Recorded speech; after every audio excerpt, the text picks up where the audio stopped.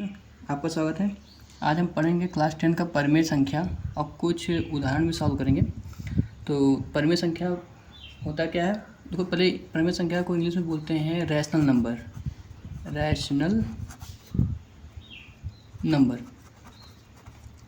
अब ध्यान दीजिए, परिमेय संख्या होता क्या है। परिमेय संख्या वो होता है जो p/q के रूप में लिखा जाता है। जैसे p क्या होता है? अंश होता है p/q, और q क्या है? हर होता है। तो इसमें ध्यान देने वाली बात यह है कि इसको हम लोग जो परिमेय संख्या की परिभाषा लिखते हैं तो कैसे हम लोग दर्शा सकते हैं। तो उसके लिए सबसे पहले ध्यान दीजिए कैसे लिखते हैं। जिन संख्याओं को, जैसे जिन संख्याओं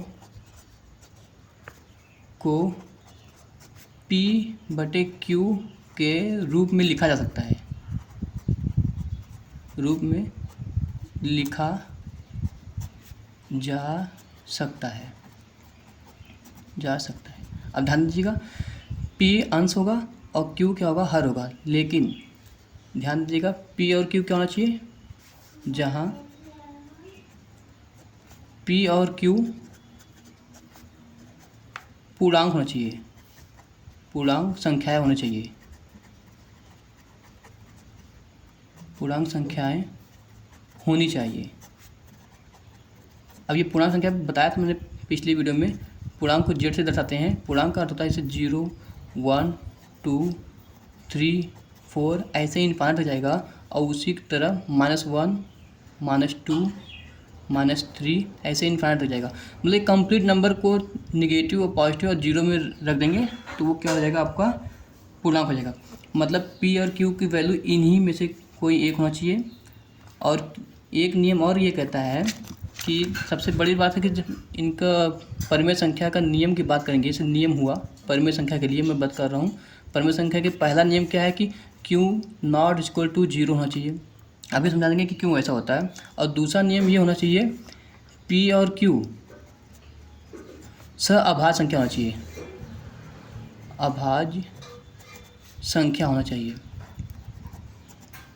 देखिए कैसे, q नॉट इक्वल टू 0 क्यों होगा? जैसे p/q आपने लिखा और यहाँ पर बोल रहा है q नॉट इक्वल टू 0, मतलब p कोई भी आपकी पूर्णांक संख्या ले लीजिए, चाहे कुछ भी, -3 ले लीजिए। p की वैल्यू मान ले, मैंने -3 ले लिया और q की वैल्यू मैंने 0 ले लिया। अब 0 का पहाड़ा इसमें पढ़ते जाएंगे। 0 1 जा 0, 0 2 जा 0, 0 3 जा 0, 0 4 जा 0। मतलब 0 का कोई भी पहाड़ा कितनी बार पढ़ लीजिए वो 0 ही आता है, 1 तक ही नहीं पहुँच पाता।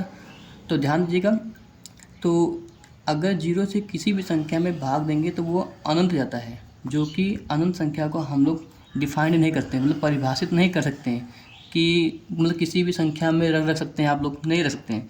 अब यहाँ मान लीजिए 0 को छोड़ के q की जगह पे कुछ भी रहे, q के स्थान पे 0 को छोड़ के, जैसे -3 यहाँ पे 1 कर दीजिए, तो ये क्या हो गया? परिमेय संख्या हो गया, परिमेय संख्या। और ध्यान दीजिएगा, कोई भी बस p/q के रूप में जो लिखा जा सकता है, और संख्या क्या होनी चाहिए? आपके पूर्णांक होने चाहिए, और वो दोनों संख्याएं सअभाज्य संख्या होनी चाहिए। याद रखिएगा, जैसे मान लीजिए आपके पास सअभाज्य संख्या 19 और 20 दे दिया, तो 19 और 20 क्या दोनों एक किसी कॉमन संख्या से करते हैं? नहीं ना। तो मतलब 19 और 20 का जो HCF है, HCF कितना आ रहा है? 1 आएगा। तो मतलब इसको क्या कहेंगे हम? परिमेय संख्या कहेंगे। p/q ग्रुप में है तो ये हो गया परिमेय संख्या। याद रखिएगा, अगर आपके सामने 20/10 दिया है तो ये तो परिमेय संख्या नहीं कहलाएगा, क्योंकि ये दोनों 2 से कटते हैं। देखिए 2 से ये भी कटेगा, 2 से ये भी कटेगा। 5 से कटते हैं, 5 से ये भी कटेगा, ये भी कटेगा। 10 से कटते हैं, 10 से ये भी कटेगा, ये भी कटेगा। मतलब जिनका सहभाज्य संख्या होना जरूरी है। अब इसको अगर दोनों को काटेंगे तो 2/1 ये क्या होगा? परिमेय संख्या हो गया। और परिमेय संख्या के कुछ उदाहरण देख लेते हैं हम लोग। उदाहरण जैसे 5/3, देखिए दोनों सहभाज्य संख्या है। 21/19 दोनों सहभाज्य संख्या है, तो परिमेय संख्या हो गया। अगर आपके सामने 30 मान लीजिए 12 दे दिया है, तो ये देखिए अभी कट रहा है। जब तक इसको सिंप्लीफाई करके छोटा नहीं करेंगे, जैसे मान लीजिए अभी कट रहा है ना, तो किससे कट रहा है? ये 2 से काटेंगे 6 हो गया, ये 2 से काटेंगे 15 हो गया, तो ये होगा 15/6। ये हो गया आपका परिमेय संख्या, परिमेय संख्या। उससे पहले ये परिमेय संख्या नहीं होंगे जब तक आप उसको सिंप्लीफाई ना करते हैं छोटे रूप में, ठीक है। तो उदाहरण के तौर पर बहुत सारे हो जाएंगे। ऊपर 0 रख सकते हो, जैसे मान लीजिए ऊपर 5 है तो p की वैल्यू क्या है 0, और 0 क्या है, एक पूर्णांक संख्या है, 0 एक पूर्णांक संख्या है। तो p/q के रूप में जब हम लोग 0/5 लिखें तो ये क्या हो गया, एक परिमेय संख्या हो गया, परिमेय संख्या। बस आपको एक नियम रखना है कि नीचे q वो 0 नहीं होना चाहिए, ठीक है बच्चों। अब देखते हैं हम लोग अपरिमेय संख्या।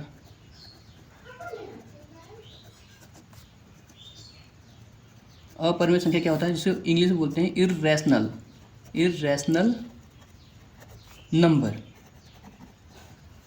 ठीक है बच्चों।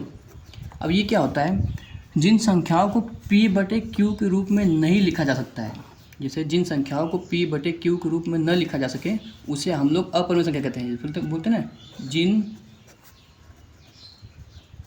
संख्याओं को p/q के रूप में नहीं लिखा जा सकता,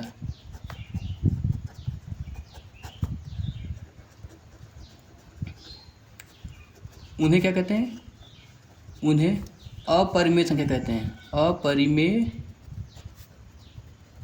संख्या कहते हैं। याद रखिएगा p और q क्या है, फिर से बार बार बोल रहा हूँ, p और q क्या है आपका, p और q आपके पूर्णांक है, पूर्णांक है। तो मतलब पूर्णांक संख्या तो आपको पता है, z मतलब -3 -2 -1 0 1 2 3 ऐसे इनफाइनाइट तक जितने भी नंबर आएंगे सब वो आपको पूर्णांक संख्या होगा। तो ये पूर्णांक संख्या होना चाहिए। तो अपरिमेय संख्या के लिए हम लोग क्या करते हैं, जितने भी अभाज्य संख्याएं हैं जिसे वो पूर्णांक नहीं होना चाहिए, तो पूर्णांक ना होना चाहिए जिसमें अभाज्य संख्या, जैसे हम लोग पढ़े थे पिछले वीडियो में, अभाज्य संख्या क्या क्या होता है, 2 3 5 7 हुआ, 11 हुआ, 13 हुआ, ऐसे बहुत सारे संख्या आ जाएंगे। तो बस क्या करना है, अगर इस सभी अभाज्य संख्याओं को आपने ले लिया है, अब इनको परिमेय संख्या बनाना है, तो क्या करेंगे, इन्हीं अभाज्य संख्याओं को करने में रख दीजिए, √3 √5 √7 √11 √13। अगर इनका हम लोग वर्गमूल निकालेंगे, 2 का मान निकालेंगे, तो वो दशमलव के बाद न जाने कितना बड़ा, मतलब अनंत तक संख्या आएंगे, वापस रिपीट नहीं करेंगे, मतलब वो रैंडमली आगे पीछे से, मतलब 2 3 4 5 6, फिर यहाँ पे 0, फिर 2 आ गया, 5 आ गया, फिर 1 आ गया, फिर मान लीजिए 1 फिर आ रहा है, तो उसका वो रिपीट नहीं करेगा। जैसे 1 तो रिपीट कर दिया, लेकिन कोई एक संख्या अगर रिपीट कर रहा है तो वापस वो उसके जस्ट बाद, जैसे मान लीजिए 1 के बाद 2 आया तो यहाँ पर 2 नहीं आएगा, मतलब ये अनंत तक चला जाएगा। तो सीधे सीधे ये बात है कि अभाज्य संख्याओं का आप अंडर रूट कर दीजिए, वो आपका क्या हो जाएगा, अपरिमेय संख्या का। अपरिमेय संख्या मतलब अभाज्य संख्याओं का वर्गमूल ही आपका अपरिमेय संख्या है। और अपरिमेय संख्या में पाई भी होता है, याद रखिएगा।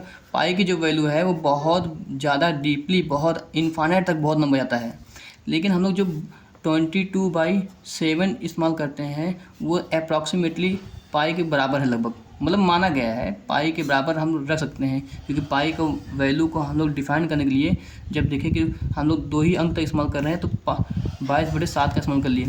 तो 22/7 देखिए p/q के रूप में है, p/q के रूप में है, और जब 7 से इसको डिवाइड करेंगे तो ये कुछ संख्याओं के बाद वापस वो संख्या रिपीट होने लगती है। अब देखिए p/q के रूप में जो भी संख्या होगा, ये देखिए पूर्णांक है, ये भी पूर्णांक है, और p/q के रूप में है, तो ये क्या हो गया, परिमेय संख्या हो गया। लेकिन पाई जो है अपरिमेय हो गया, अपरिमेय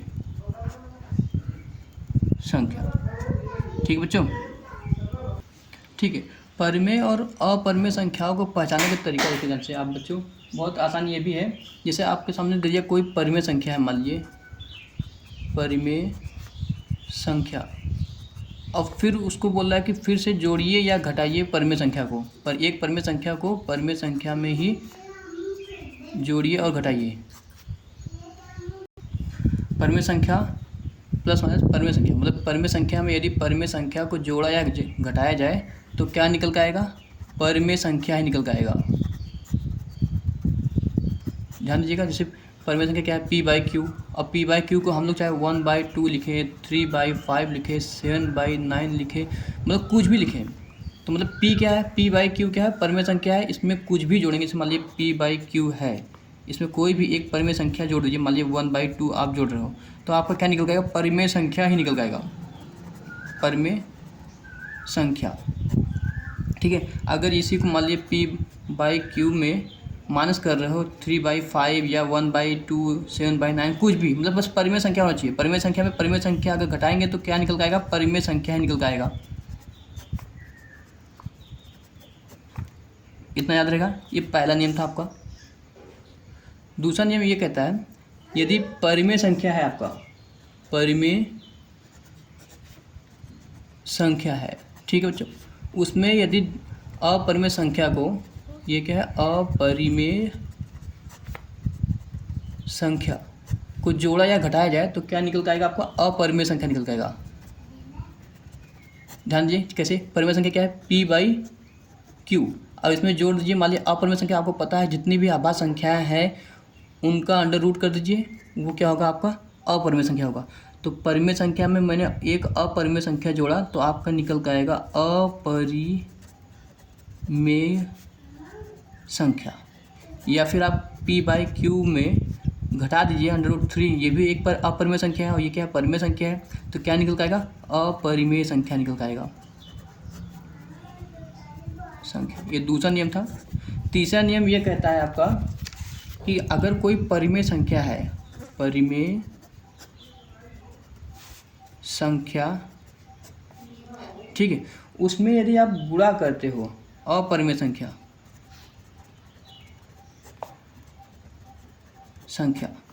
तो क्या निकल जाएगा, अपरिमेय संख्या ही निकल जाएगा।